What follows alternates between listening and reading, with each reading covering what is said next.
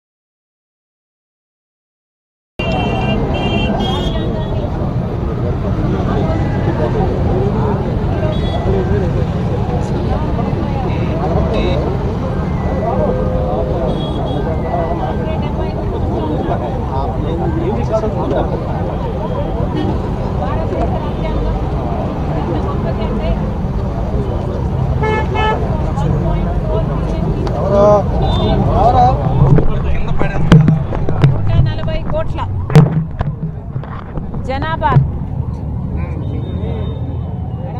ఉన్న దేశంలో ఇంకా ప్రజాస్వామ్యం బ్రతికే ఉంది అంటే దానికి కారణం మన భారతదేశ రాజ్యాంగం. ఎన్నో భిన్న మతాలు, కులాలు, సాంప్రదాయాలు, భాషలు, ప్రాంతాలు ఇలా భిన్నంగా ఉన్న ఎన్నో వర్గాలను ఏకం చేసేదే భారతదేశ రాజ్యాంగం. ఇంత గొప్ప రాజ్యాంగంలో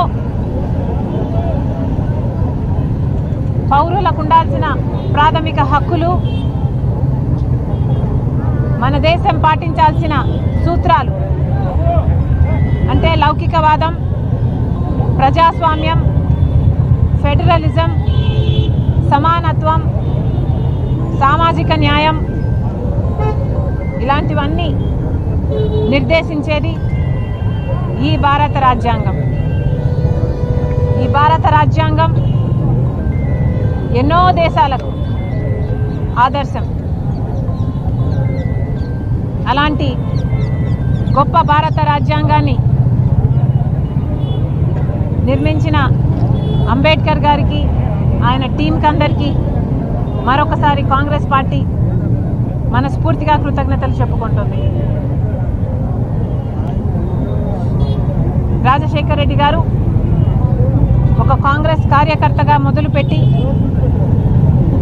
ఒక కాంగ్రెస్ నాయకునిగా ఎదిగి అణువున కాంగ్రెస్ వాదాన్ని తన ఒంట్లో నింపుకొని ఈరోజు అలాంటి కాంగ్రెస్ యోధుడి కుమార్తెగా ఈ మాట చెప్పడానికి నాకు చాలా గర్వంగా ఉంది. కాంగ్రెస్ పార్టీ ఆ రోజు రాజ్యాంగాన్ని రచించడంలో కాంగ్రెస్ పార్టీ పాత్ర ఉంది.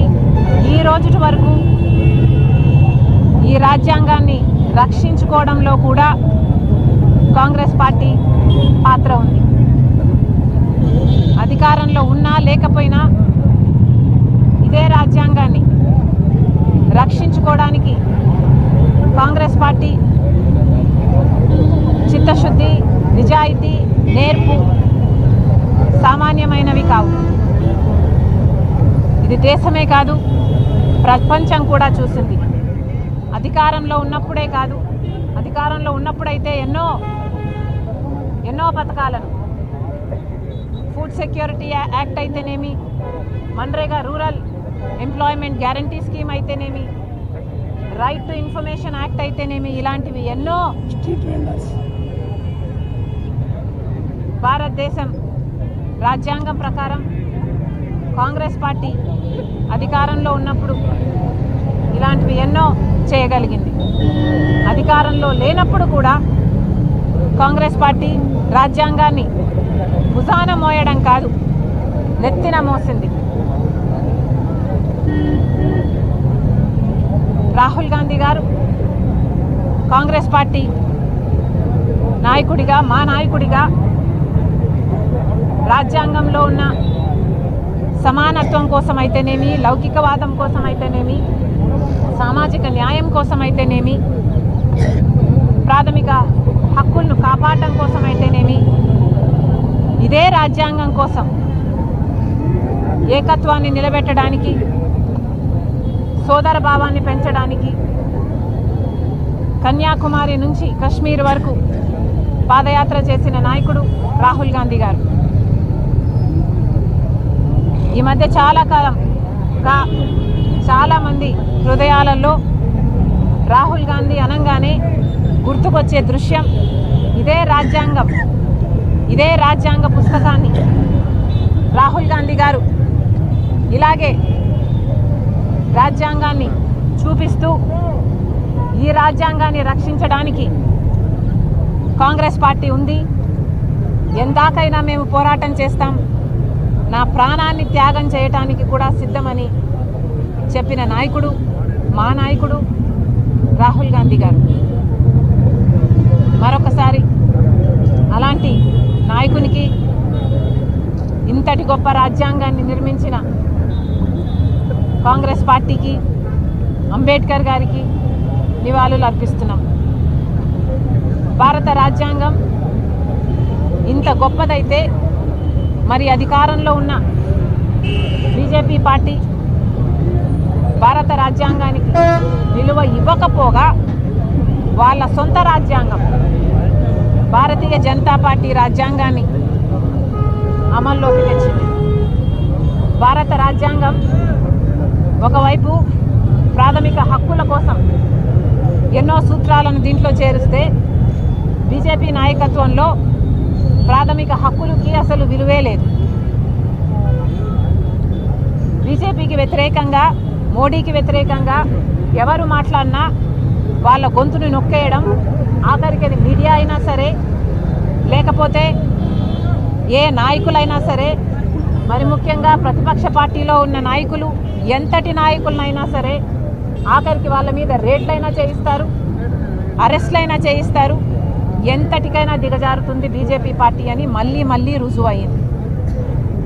స్వేచ్ఛ అనేది లేకపోగా ప్రభుత్వ సంస్థలను, ఈడీ అయినా, సిబిఐ అయినా, ఇన్కమ్ ట్యాక్స్లనైనా, మీడియాలనైనా, ఎలక్షన్ కమిషన్ అయినా కూడా తన గుప్పెట్లో పెట్టుకుంది బీజేపీ పార్టీ, మోడీ. మరి దీన్ని రాజ్యాంగం, భారత రాజ్యాంగం అంటారా, లేకపోతే బీజేపీ పార్టీ రాజ్యాంగం అనాలా? అలాగే భారత రాజ్యాంగం ఫెడరలిజం అని చెప్తుంటే భారత రాజ్యాంగానికి విలువ ఇవ్వకుండా బీజేపీ రాజ్యాంగంలో మాత్రం సెంట్రలైజేషన్ ఆఫ్ పవర్, మొత్తం పవర్ మోడీ గారి చేతుల్లోనే ఉండాలి. చిన్న చిన్న రాష్ట్రాలు అన్నీ కలిపి ఒక మహా దేశమని భారత రాజ్యాంగం చెప్తుంటే చిన్న చిన్న రాష్ట్రాలకు, మరి ముఖ్యంగా వాళ్ళ పార్టీ అధికారంలో లేని రాష్ట్రాలకు బీజేపీ పార్టీ చాలా అన్యాయం చేస్తుంది. మరి ముఖ్యంగా ఆంధ్ర రాష్ట్రానికి అసలు రాష్ట్రాలకు హక్కులే లేనట్టు ఆంధ్ర రాష్ట్రానికి ప్రత్యేక హోదా హక్కు అయినప్పటికీ కూడా 10 సంవత్సరాల క్రితం ప్రత్యేక హోదా ఇస్తామన్న మోడీ గారు 10 సంవత్సరాల నుంచి వెన్నుపోటు పొడుస్తూనే ఉన్నారు. ఒక ప్రత్యేక హోదానే కాదు, విభజన హామీలో ఏ ఒక్క హామీ కూడా నిలబెట్టుకోలేదు మోడీ గారు. అంటే దానికి కారణం వాళ్ళు అనుసరిస్తున్న భారతీయ జనతా పార్టీ రాజ్యాంగమే. ఎందుకంటే వాళ్ళకు ఈ రాజ్యాంగం పట్ల గౌరవం లేదు కాబట్టి. లౌకికవాదం అని భారత రాజ్యాంగం చెప్తుంటే, సెక్యులరిజం అని భారత రాజ్యాంగం చెప్తుంటే మోడీ గారికి అది అర్థమే కాలేదు. బీజేపీ పార్టీ, ఆర్ఎస్ఎస్కి ఇది ఎప్పుడూ అర్థం కాలేదు. ఒక మతాన్ని అవమానించాలి, ఇంకో మతాన్ని రెచ్చగొట్టాలి, మతం పేరుతో చిచ్చు పెట్టాలి, ఆ మంటలో వీళ్ళు చలిగార్చుకోవాలి. ఇదే చేస్తుంది బీజేపీ పార్టీ. ఇదే మోడీ గారికైనా, ఆర్ఎస్ఎస్కైనా, బీజేపీకైనా అర్థమైన భారతీయ జనతా పార్టీ రాజ్యాంగం. ఉత్తరప్రదేశ్లో అయితేనేమి, ఒక గోత్రాజ్లో అయితేనేమి, లేక మణిపూర్లో అయితేనేమి మైనారిటీలకు అసలు స్వేచ్ఛే లేదు. ఇంతమందిని ఊచకోత చేశారు అంటే దానికి కారణం లౌకికవాదమే ఉండకూడదు అని మోడీ గారు ఆర్ఎస్ఎస్ చేస్తున్న కుట్ర, వాళ్ళు చేస్తున్న అమలు పరుస్తున్న భారతీయ జనతా పార్టీ రాజ్యాంగం. సమానత్వం అని భారత రాజ్యాంగం చెప్తుంటే అసలు మామూలు ప్రజలు గురించి ఆలోచనే చేయని పార్టీ బీజేపీ పార్టీ, మోడీ అయినా వాళ్ళు అనుసరిస్తున్నది సమానత్వాన్ని కాదు. కొంతమంది చేతుల్లోనే మొత్తం డబ్బంతా ఉండాలి, వాళ్లకు చెందిన వ్యాపారస్తుల చేతుల్లోనే అన్ని వ్యాపారాలు ఉండాలి. అదాని వాళ్ళ మనిషి కాబట్టి వాళ్ళు అదానిని 10 సంవత్సరాలలోనే ఆకాశానికి ఎత్తేయచ్చు. అదాని ఏ తప్పులు చేసినా ఒక్క ఎంక్వైరీ కూడా ఉండదు, ఏ అరెస్టులు ఉండవు. ఆఖరికి FBI వాళ్ళైనా అమెరికా వాళ్ళైనా అదాని దోషి అని ఆధారాలతో చూపినా కూడా ఒక్క ఎంక్వైరీ కూడా చేయరు. ఇది బీజేపీ పార్టీ అనుసరిస్తున్న వాళ్ళ రాజ్యాంగం. ఈక్వాలిటీ అన్న పదానికి అర్థమే లేదు. సామాజిక న్యాయం అని మన రాజ్యాంగం చెప్తుంటే సామాజిక న్యాయం కాదు కదా. ఎస్సీలు, ఎస్టీలు, బీసీలు, మైనారిటీలు అసలు మనుషులుగానే చూడదు భారతీయ జనతా పార్టీ. ఆర్ఎస్ఎస్ ఓట్లేసే యంత్రాలుగా మాత్రమే చూస్తారు, ఓట్ల కోసం వాడుకుంటారు. కనీసం ఇప్పటికైనా ఆ వర్గాలకు న్యాయం చేయాలి అని, కులగణన జరగాలి అని కాంగ్రెస్ పార్టీ ఎన్నిసార్లు డిమాండ్ చేసినా కూడా ఇప్పటికీ కూడా ఆ వైపు అడుగులు వేయటం లేదు. అంటే దానికి కారణం భారతీయ జనతా పార్టీ అనుసరిస్తున్న వాళ్ళ రాజ్యాంగం. మళ్ళీ డిమాండ్ చేస్తుంది మా నాయకుడు రాహుల్ గాంధీ గారు అయితేనేమి, కాంగ్రెస్ పార్టీ అయితేనేమి కులగణన జరగాలి అని డిమాండ్ చేస్తున్నాం. ఎందుకంటే ఏ కులంలో ఎంతమంది ఉన్నారో తెలియకపోతే, కులగణన జరగకపోతే అసలు ఏ వర్గానికైనా, ఏ సామాజిక వర్గానికైనా, ఏ కులానికైనా వాళ్ళకు అందాల్సిన వెల్ఫేర్ స్కీమ్లు అయితేనేమి, లేకపోతే వాళ్ళకు అందాల్సిన ఎంప్లాయ్మెంట్ ఆపర్చునిటీస్ అయితేనేమి, లేకపోతే వాళ్ళకు కలిగించాల్సిన రిప్రజెంటేషన్, లెజిస్లేచర్స్లో కలిగించాల్సిన రిప్రజెంటేషన్స్ అయితేనేమి, ఇవన్నీ అసాధ్యం. కాబట్టి కులగణన అడుగుతుంది కాంగ్రెస్ పార్టీ. కానీ దానికి కూడా ఒప్పుకోవడం లేదు బీజేపీ పార్టీ. ఎందుకంటే వాళ్ళకి వర్గాల మీద సామాజిక న్యాయం చేయాలన్న ఉద్దేశమే లేదు బీజేపీ పార్టీ. కానీ మేము చెప్తున్నాం కాంగ్రెస్ పార్టీ తరఫున మా నాయకుడు రాహుల్ గాంధీ గారి వెనకాల మేమందరం ఉన్నాం. ఈ రాజ్యాంగాన్ని రక్షించడానికి రాహుల్ గాంధీ గారు చెప్పినట్టు ప్రాణాలు ఇయ్యడానికైనా సిద్ధం. మేమందరం కూడా ఈరోజు ప్రతిజ్ఞ చేస్తున్నాం. ఈ భారత రాజ్యాంగం కోసం, దీన్ని పరిరక్షించడం కోసం మా నాయకుడు రాహుల్ గాంధీ గారి వెనకాల మేమందరము నిలబడున్నాం. ఆయన అడుగుజాడల్లో నడుస్తాం. ఈ రాజ్యాంగం కోసం మేము ఇప్పుడే కాదు ఎప్పుడూ పోరాడడానికి దేనికైనా సిద్ధమని మరొకసారి మీ అందరి ముందు తెలియజేసుకుంటున్నాం.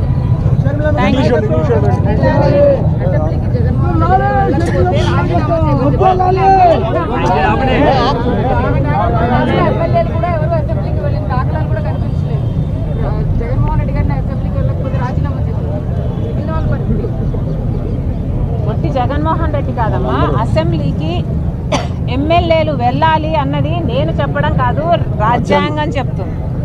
భారతదేశ రాజ్యాంగం చెప్తుంది. గెలిచిన వాళ్ళు, ప్రజలు గెలిపించిన వాళ్ళు అసెంబ్లీకి వెళ్ళాలి, ప్రజల సమస్యల మీద మాట్లాడాలి అని. మరి అలాంటప్పుడు మీకు అంతటి బాధ్యతను రాజ్యాంగం ఇచ్చినప్పుడు, అంతటి నమ్మకాన్ని ప్రజలు మీ మీద ఉంచినప్పుడు, జగన్మోహన్ రెడ్డి గారైనా ఆయన ఎమ్మెల్యేలైనా మీరు అసెంబ్లీకి కూడా వెళ్ళకపోతే, అసెంబ్లీలో ప్రజల తరఫున మీరు గొంతు ఎత్తకపోతే ఎందుకు అధికారంలో ఉన్నారు అని అడిగి రాజీనామా చేయమని డిమాండ్ చేశారు. సోలార్ విద్యుత్ కొనుగోళ్లపై 1750 కోట్లు చేతులు మారాయని చెప్పేసి కూడా వార్తలు వినిపిస్తా ఉన్నాయి.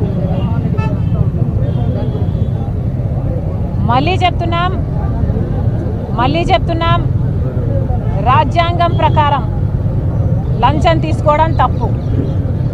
ఇది ఇప్పుడు చెప్పడమే కాదు, అమెరికాలో కూడా ఆధారాలతో సహా అదానీ జగన్మోహన్ రెడ్డి గారికి లంచాలు ఇచ్చారు అని రుజువయ్యి వాళ్ళ జ్యూరీ అంగీకరించి అరెస్ట్ వారెంట్ రిలీజ్ చేసి వాళ్ళ మీద కేసులు పెట్టడం జరిగింది. మరి అలాంటప్పుడు కనీసం ఇక్కడ ఎంక్వైరీ అయినా వేయాల్సిన అవసరం ఉందా లేదా? భారతదేశం ప్రధానమంత్రి మోడీ గారు కనీసం జాతీయ స్థాయిలో ఈడీ అయినా లేకపోతే సిబిఐ అయినా లేకపోతే కాంగ్రెస్ పార్టీ అడుగుతున్నట్టు జాయింట్ పార్లమెంటరీ కమిటీ అయినా వేసి ఒక ఎంక్వైరీ వేయాల్సిన అవసరం బీజేపీ పార్టీకి ముమ్మాటికి ఉంది. వాళ్ళ నిర్దోషిత్వాన్ని నిరూపించుకోవాల్సిన అవసరం ఉంది. మరి ముఖ్యంగా ఈడీ అయినా సిబిఐ అయినా మోడీ చేతుల్లో ఉన్నాయి కాబట్టే ఈరోజు కాంగ్రెస్ పార్టీ డిమాండ్ చేస్తుంది జాయింట్ పార్లమెంటరీ కమిటీని వేసి దాంతో ఎంక్వైరీ చేపించండి, అప్పుడే న్యాయం బయటకు వస్తుంది అన్నది కాంగ్రెస్ పార్టీ వాదన. అంతేకాదు ఇక్కడ కూడా చంద్రబాబు గారు ఇప్పుడు ముఖ్యమంత్రిగా ఉన్నారు. మరి చంద్రబాబు గారు ఇక్కడ ముఖ్యమంత్రిగా ఉండి కూడా ఇంత అవినీతి జరిగింది ఒక డీల్లో అని తెలిసి కూడా మరి చంద్రబాబు గారు ఎందుకు ఏ యాక్షన్ తీసుకోవడం లేదు? కనీసం ఎంక్వైరీ వేయాల్సిన అవసరం చంద్రబాబు గారికి లేదా? చంద్రబాబు గారు కేవలం కూటమితో కలిసి ఉన్నారు కాబట్టి, బీజేపీతో కలిసి ఉన్నారు కాబట్టి, బీజేపీకి అదానీ దగ్గర కాబట్టి, అదానీ జోలికి పోతే ఎక్కడ ముప్పులు వస్తాయో అని భయపడి ఈరోజు జగన్మోహన్ రెడ్డి గారి మీద ఎంక్వైరీ వేయడానికి కూడా చంద్రబాబు గారు భయపడుతున్నారు అంటే మరి ఇది ప్రజాస్వామ్యం అనుకోవాలా, లేకపోతే రాజ్యాంగం పట్ల వీళ్ళకు విలువ ఉంది అని అనుకోవాలా? ఈ రోజైనా కనీసం ఈ రోజైనా నిర్ణయించుకోండి, రాజ్యాంగానికి విలువనియండి, మన దేశము ప్రజాస్వామ్యము వీటన్నిటికీ విలువనియండి. మళ్ళీ చెప్తున్నాం, ఇంతటి 1750 కోట్ల రూపాయలు లంచం తీసుకున్నారు ఒక డీల్ కోసం అని తెలిసి పక్క రాష్ట్రంలో ₹99 డీలు కుదుర్చుకున్నారని తెలిసి ఈ రాష్ట్రంలో ₹2.49 డీలు వాళ్ళ స్వార్థం కోసం కుదుర్చుకొని దాదాపు 1,50,000 కోట్ల రూపాయలకు పైగా రాష్ట్ర ప్రజల మీద, ఆంధ్ర రాష్ట్ర ప్రజల మీద భారం వేసేటట్టు గత నెక్స్ట్ 25 సంవత్సరాలు ఈ భారం కొనసాగుతుంది. ఇది పూర్తిగా అన్యాయం. మళ్ళీ డిమాండ్ చేస్తున్నాం, ఆ డీల్ను రద్దు చేయండి, అదానీని బ్లాక్ లిస్ట్ చేయండి, దీని మీద ఎంక్వైరీ వేయాలని చంద్రబాబు గారిని కూటమి ప్రభుత్వాన్ని డిమాండ్ చేస్తుంది కాంగ్రెస్.